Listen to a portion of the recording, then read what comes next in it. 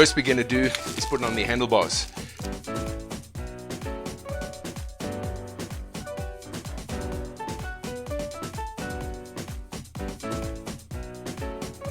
Then what we're going to do is the second most important thing, and this is critical. This is a blade guard and a cutter guard. A lot of times people, what they do is they think, oh, let's just remove it because it'll just be easier, get the nylon length a little longer, get a little bit more cutting width than this will permit. But friends, that's what most people do when they do that. They put lots of pressure on their motor and on their shaft, and you can burn it out. And that's why it is essential that this never gets removed, because what you will do is you will lose your warranty. This is a 2-year domestic warranty, so make sure this gets on with the blade and with a nylon head.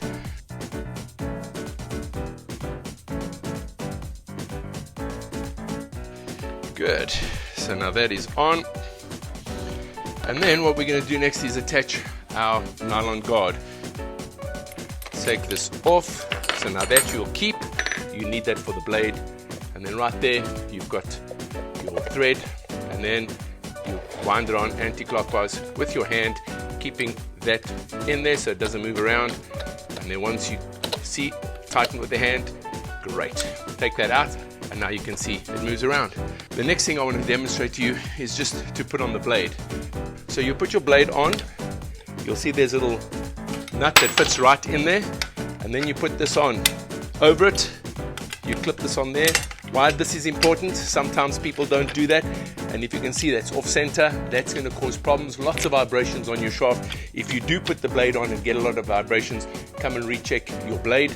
But you hold it on like that, put the brass nut on, cover, and then I'll hold that. You've got a lock nut here. I'll just put that on loosely by hand.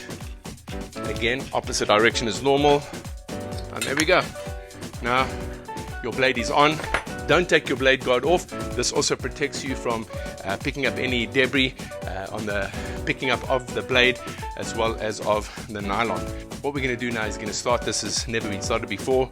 I've already pre-mixed 500 mils of fuel, 93 will be fine, and then 2-stroke. South Africa uses 50-to-1 oil, so that means you're going to be put for 500 mils, you put 10 mils of 2-stroke in, and that's normally on the bottle itself, so I'm just going to add in 10 mils here.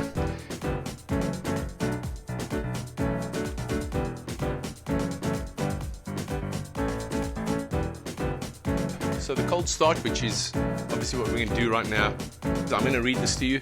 Ignition switch on. I for on, O for off, on. Then what we do is you come around this side, and then it says pump. There's a little pump underneath just above your petrol tank.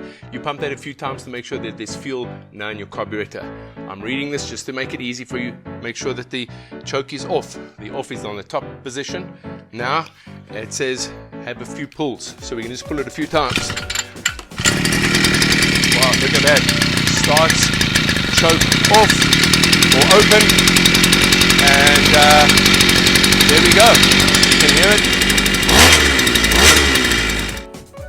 Your first few tanks, just make sure, or your first 3 tanks, we suggest use it at 75%. Don't run it at 100%. Just keep it at 75%. And that, friends, is as simple as it is.